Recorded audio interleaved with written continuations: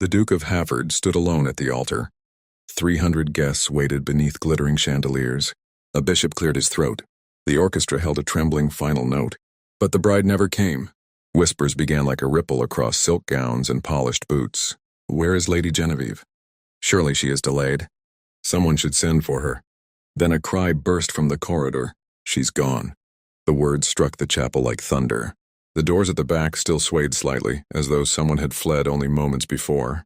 Christopher Hale, Duke of Hafford, did not move. Not when the bishop stammered. Not when the guests began murmuring in disbelief. Not even when the Earl of Ashbourne, Genevieve's father, turned pale with humiliation before half the aristocracy of London. Christopher simply stared at the empty doorway where his bride should have appeared. His face remained carved from marble, but his eyes, cold, pale as winter frost, betrayed something no one expected. Pain, a deep, quiet fracture in a man believed incapable of feeling anything at all. And somewhere beyond the chapel walls, Lady Genevieve Marlowe ran. She did not remember the road, only the sound of her own breath. The lace of her wedding gown dragged through mud and fallen leaves as she fled through the gardens behind the chapel. Her satin slippers vanished somewhere along the path. Branches tore at her veil. Still she ran, because stopping meant turning back, and turning back meant surrendering the rest of her life. By the time she reached the carriage road, the bells of the chapel had begun to ring, calling the congregation to a wedding that would never happen.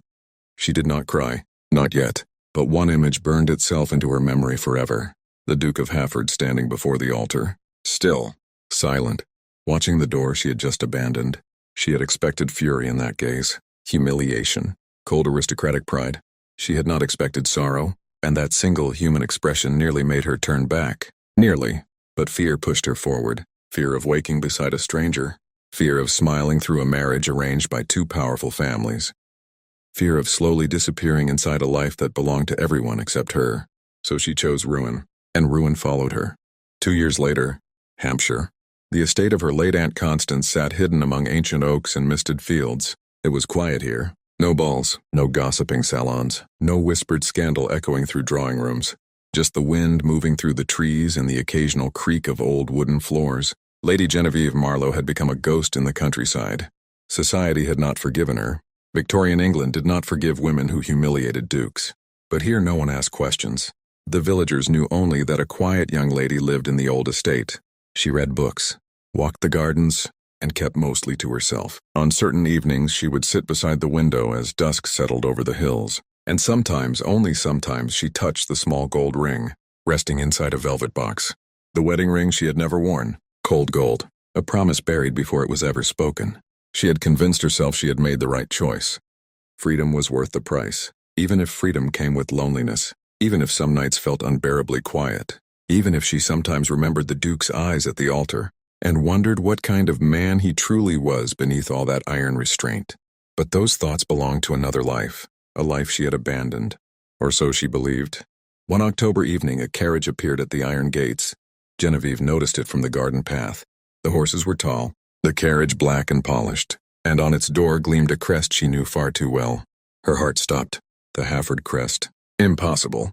The carriage door opened. A tall man stepped down slowly onto the gravel. Even from across the garden she recognized him instantly. Christopher Hale, Duke of Hafford. He looked different, thinner, more tired. The proud, arrogant society feared still sharpened the line of his jaw, but something else lingered in his eyes now.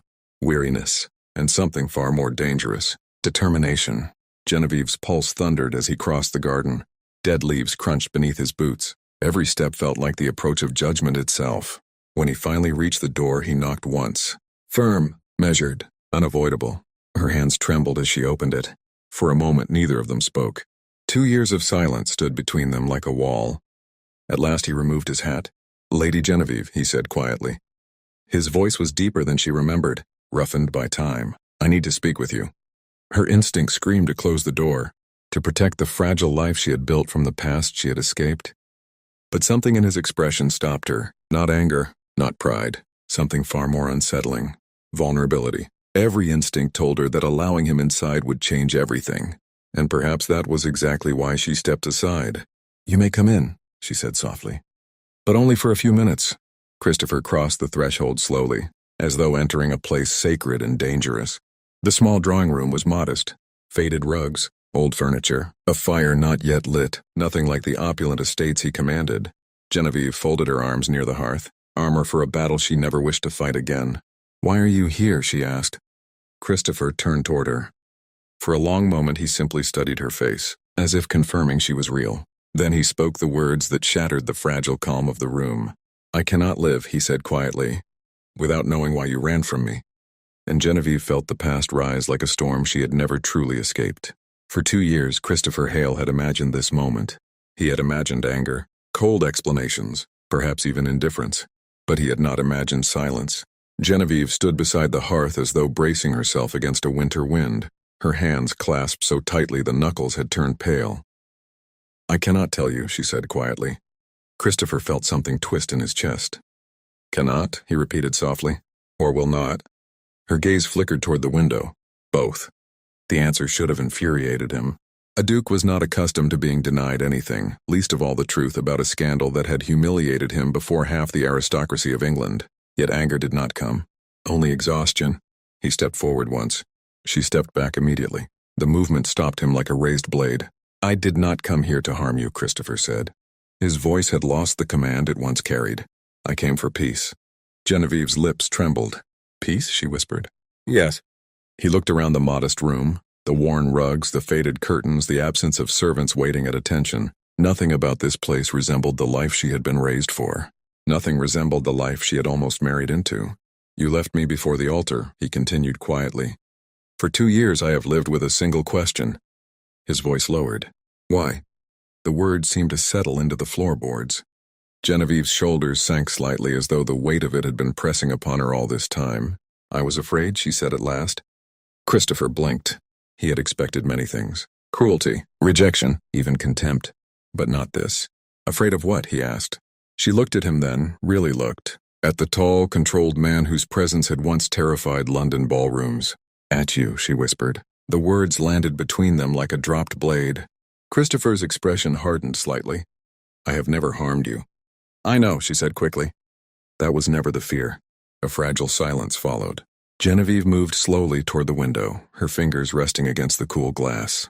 "The truth," she said quietly, "is that I did not know you." Christopher felt the words settle deeper than any accusation. "You were a duke," she continued. "A powerful man chosen for me by families who believed titles and alliances were enough to build a marriage." She turned toward him again. "But I did not know what kind of man you were." Her voice trembled slightly, and I was terrified that I never would. Christopher stood perfectly still, because every word she spoke was painfully familiar. On the night before their wedding, he too had stood alone in his chambers, staring at his own reflection, wondering what kind of husband he was meant to be. A duke knew how to command estates, how to debate policy, how to maintain reputation, but no one had ever taught him how to love a woman. "I thought," Genevieve continued softly, "that if I married you I would wake every morning beside a stranger." The fire crackled faintly in the hearth, and slowly, she said, I would disappear. Christopher lowered his gaze. For 2 years he had blamed her, for humiliation, for scandal, for destroying the illusion of control he had spent his life cultivating. But standing here now, he realized something uncomfortable. She had not been the only one afraid. "You were right," he said quietly. Genevieve looked at him in surprise. Christopher ran a hand through his dark hair. "I did not know you either." She blinked. "You admit that?" "Yes." A bitter smile touched his mouth. "I was raised to believe marriages were arrangements. Practical decisions. 2 families, 2 estates, a proper alliance." His voice lowered. "I never once asked what you wanted." The room fell silent again. Genevieve studied him carefully now, as though seeing him for the first time. "You sound different," she said slowly. Christopher gave a quiet, humorless laugh. "That is because I am." He hesitated, then said the words he had never confessed to anyone. 3 months ago I was meant to marry another woman." Genevieve froze. "A second engagement?" "Yes. Lady Helena Whitcomb." Her expression tightened. "A perfect match," she murmured. "Exactly," Christopher said. "Our families approved. Society approved. Everything was arranged. And yet," she said slowly, "you are not married." Christopher's gaze drifted toward the fading autumn light outside the window.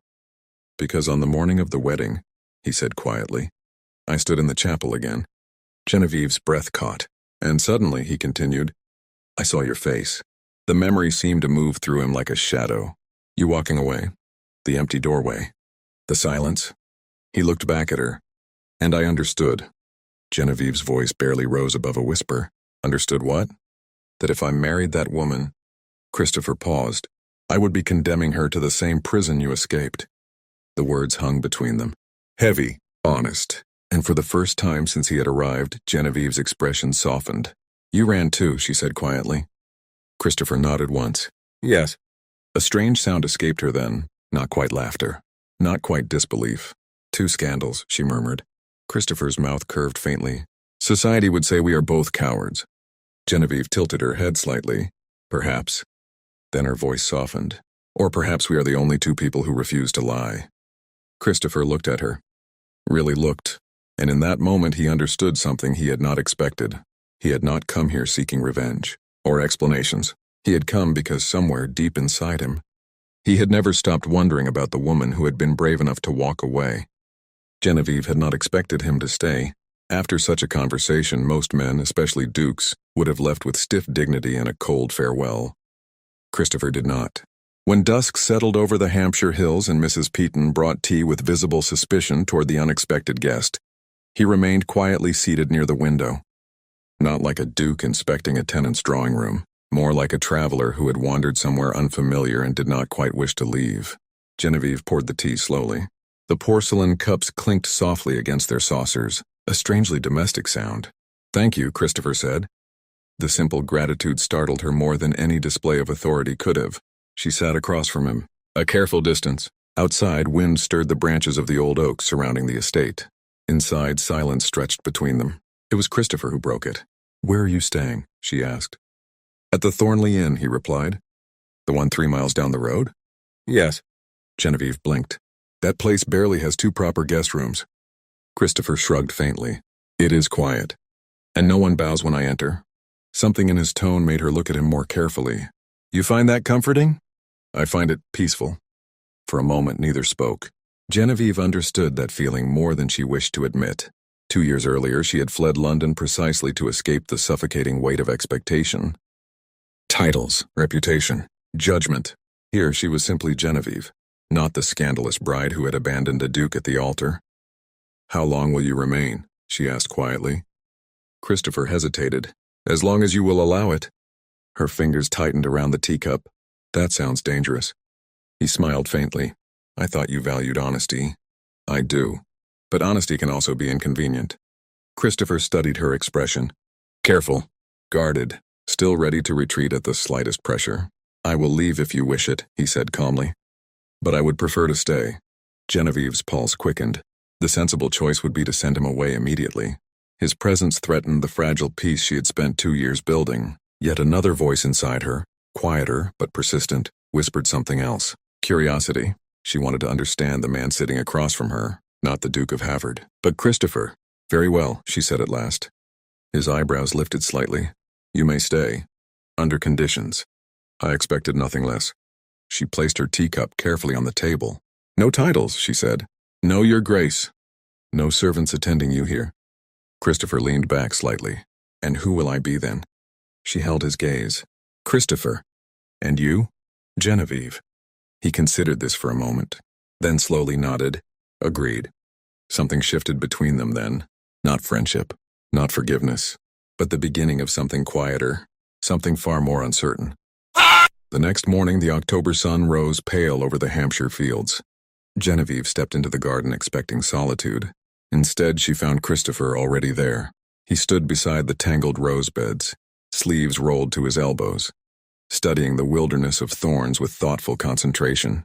You rise early, she observed. He turned. I always have. His eyes moved over the garden. Though I suspect the roses have not been tended in some time. They have not, she admitted. I lack a gardener. Christopher stepped closer to the nearest patch of brambles. It would be a shame to let them die. They are stubborn, she replied. They refuse to die. He smiled slightly. Then they deserve assistance. Before she could respond, he removed his coat and draped it over a low branch. What are you doing? She asked. Helping. You are a duke. And? Genevieve folded her arms. Dukes do not usually dig in the soil. Christopher picked up a rusted pair of shears resting near the garden wall. Perhaps they should. Then he knelt and began cutting away the dead branches. For a moment she simply stared. The image was so absurd that a laugh escaped her before she could stop it. Christopher glanced up. I assume that was ridicule. It was surprise. There. He returned to the roses. Genevieve hesitated, then slowly stepped beside him. Together they began clearing the tangled garden. At first they worked in silence. But gradually the quiet changed. It became easier, less guarded. Genevieve spoke about her late Aunt Constance, about the loneliness of the estate, about the nearby village where no one asked questions about her past. Christopher listened, truly listened. He did not interrupt, did not judge, simply absorbed every word as though it mattered. Eventually she asked softly, "And you?" He paused, hands resting on the rake. "What about me? What did you do these past 2 years?" Christopher looked down at the earth beneath his boots. "I survived," he said. "I managed estates, attended Parliament, fulfilled every obligation expected of a duke." His voice lowered slightly, but inside, he exhaled slowly. I felt frozen. Genevieve's chest tightened. "So did I," she admitted. They looked at each other then, two people who had lived the same silent exile in different worlds. Christopher gave a faint smile. "Perhaps we can help each other thaw." Genevieve did not answer, but as she knelt beside him in the soft October sunlight, something inside her shifted. For the first time in 2 years, she did not feel entirely alone, and that realization frightened her more than anything. Christopher had intended to remain only a few days, a week at most. Yet time at the Hampshire estate moved strangely. Mornings passed in the garden where stubborn roses slowly returned to life beneath careful hands. Afternoons were spent in the small drawing room where Genevieve read beside the window while he wrote letters he never quite finished. Evenings brought tea, quiet conversation, and sometimes nothing but the comforting presence of another soul in the room. It was a life Christopher had never known. There were no rigid expectations, no council meetings, no endless parade of aristocratic obligations, only silence, honest and gentle. For the first time since childhood, he felt something dangerously close to peace. But peace had a way of loosening guarded thoughts, and one afternoon, while Genevieve sat reading near the fire, a question slipped from him before he could stop it. "Do you regret it?" She looked up slowly. "Regret what?" Christopher leaned against the mantel. "Running away." The room fell very still.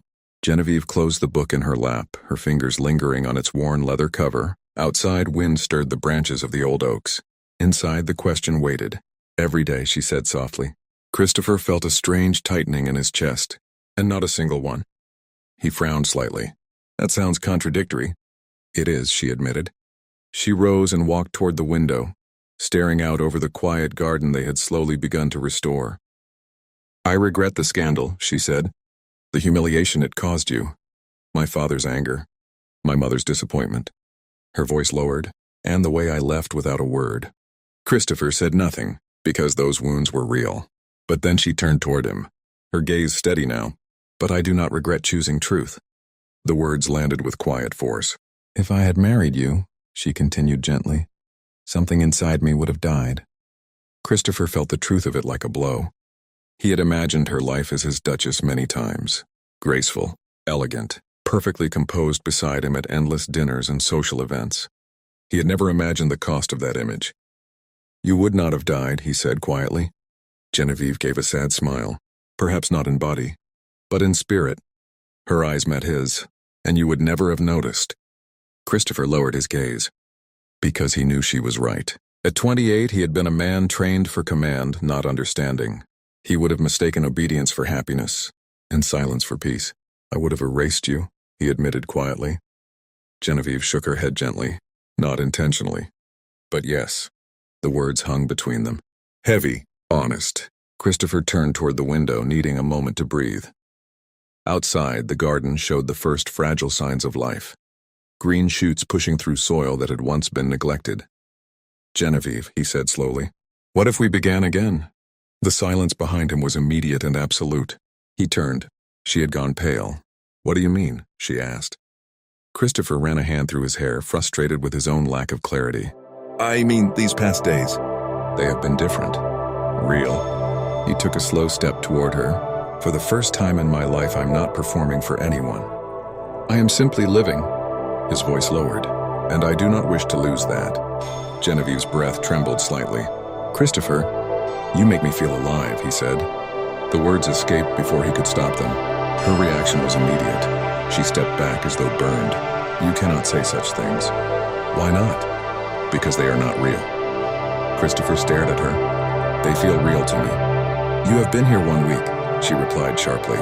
1 week away from the world you belong to. Soon you will return to London, to Parliament, to your estates, to the life waiting for you.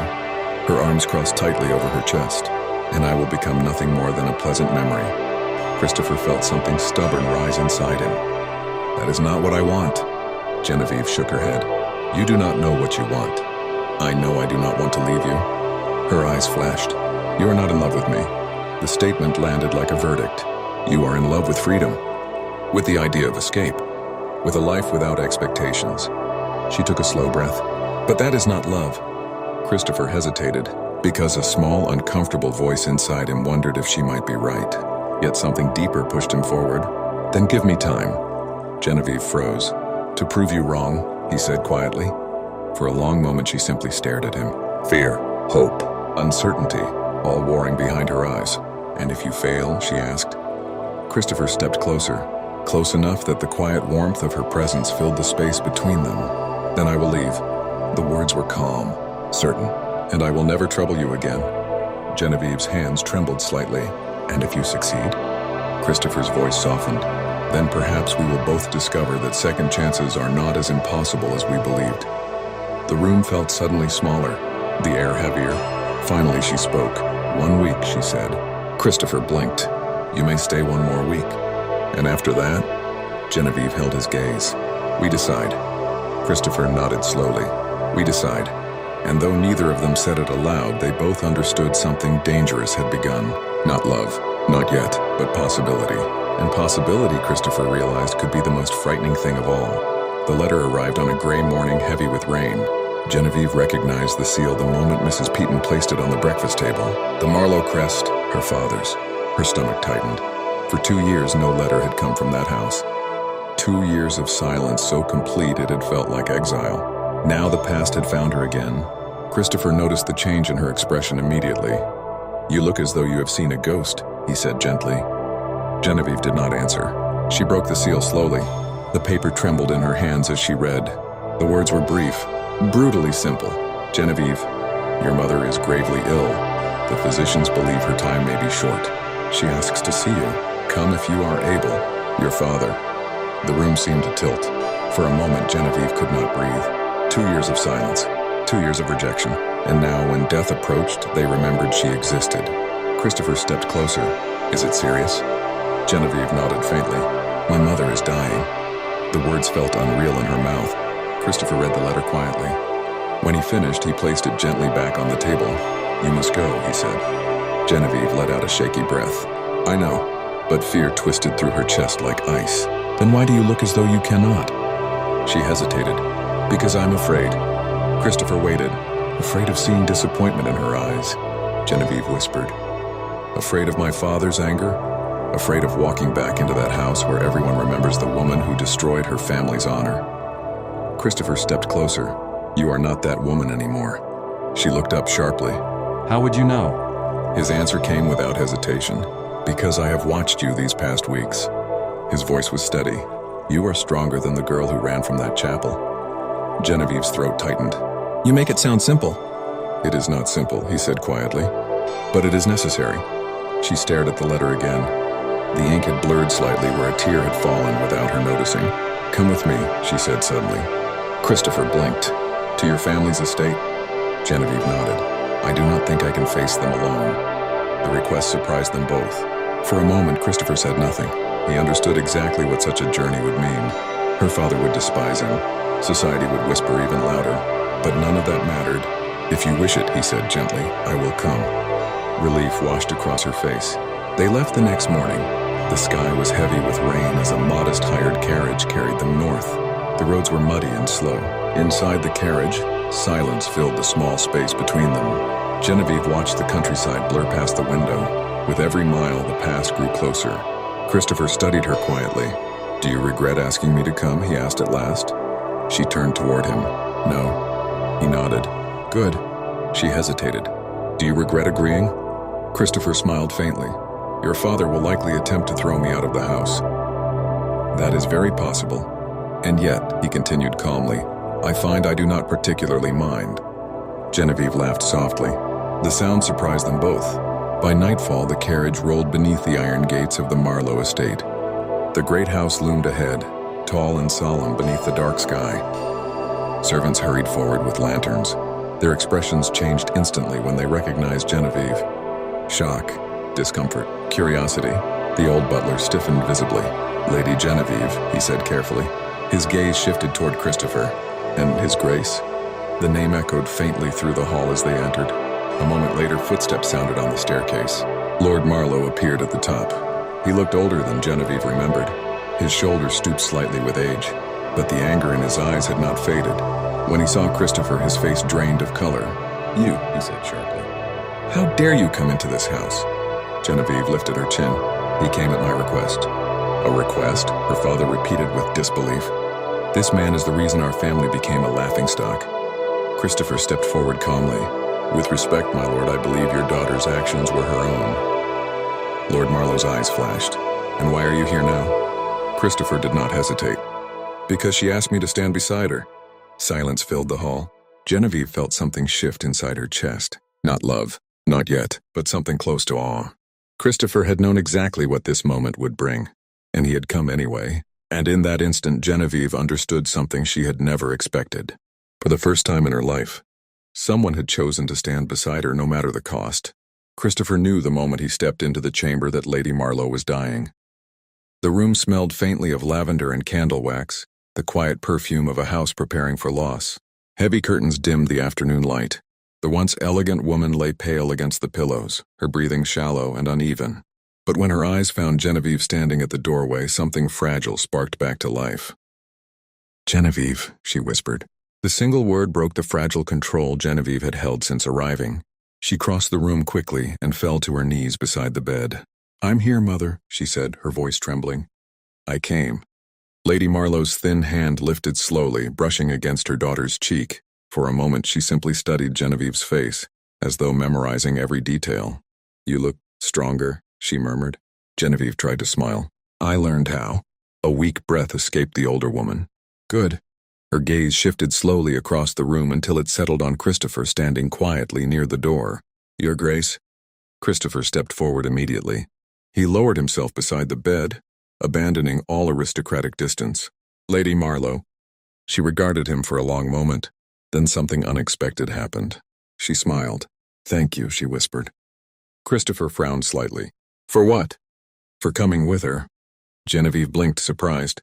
Lady Marlowe's voice was faint now but steady. My daughter has always been brave, she said. Too brave for the world she was born into.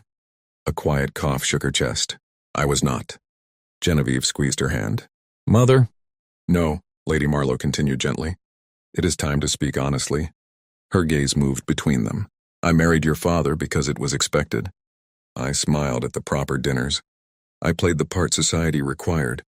Her voice softened, and every day a small piece of me disappeared. Tears slid down Genevieve's face. I never wanted that for you. Then why didn't you stop it? She whispered. Lady Marlowe's eyes closed briefly. Because I was afraid. The admission hung quietly in the room. When she opened her eyes again, they rested on Christopher. Take care of her. Christopher felt the weight of those words settle heavily in his chest. Not out of duty, she added, but out of love. His throat tightened. I promise. The simple vow carried more sincerity than any oath he had ever spoken in Parliament. Lady Marlowe nodded faintly. Satisfied, within the hour her breathing slowed. Genevieve held her hand as the final breath slipped quietly into the stillness of the room. When it was over, she collapsed forward. Christopher caught her immediately, holding her as silent sobs shook her shoulders. He did not speak. There were no words for grief, so he simply remained beside her. The days that followed blurred together. Black mourning ribbons appeared on the doors. Servants moved quietly through dim corridors. Visitors arrived with polite condolences and carefully measured sympathy. Genevieve drifted through it all like a shadow. Christopher stayed close, never demanding attention, never leaving her alone. On the final evening before they returned to Hampshire, Genevieve slipped into the garden behind the estate. Christopher followed a few minutes later. She stood beside the rose bushes her mother had planted years before. Autumn had stripped them bare. She was never happy, Genevieve said softly. Christopher stepped beside her. She told me. Genevieve wrapped her arms around herself. She lived exactly the life society demanded. And in the end, she regretted it. Christopher studied the dark garden. Then perhaps she gave you something important. Genevieve looked up. What? Permission.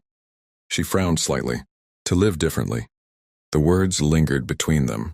What if I fail? She whispered. What if courage is not enough? Christopher turned toward her. He lifted his hands gently, cupping her face. The gesture was intimate, unplanned. If you fail, he said quietly, then at least you will have truly lived. His voice softened. There is no greater tragedy than a life spent pretending. Genevieve stared at him. Grief still shimmered in her eyes, but beneath it something else had begun to grow. Trust. Thank you, she whispered, for being here. Christopher drew her carefully into his arms. For the first time she did not resist. I will not leave you, he said softly.